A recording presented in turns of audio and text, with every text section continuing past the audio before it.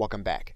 Now, when you initially install WordPress, you're going to find that there is at least one default theme that you can use with the web builder. Now, as of the recording of this video, you're going to notice that there is a theme called 2019.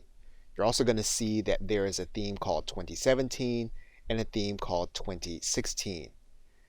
Typically, those themes are going to be compatible with the most recent version of WordPress.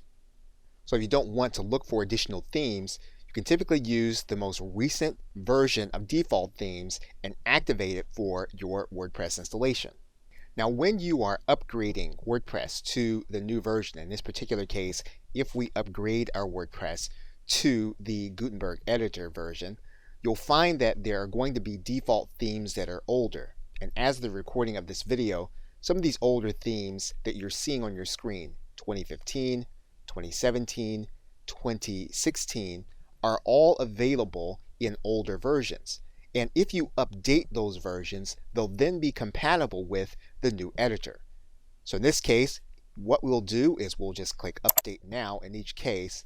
This will update the theme so that you can exploit some of the advantages of the Gutenberg Editor if you choose not to update your theme. And now each of these themes are going to be compatible with the Gutenberg Editor.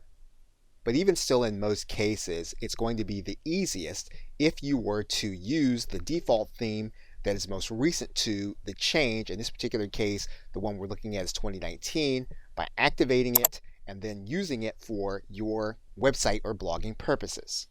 And in this course, we will continue to work with the 2019 theme to explain the editor.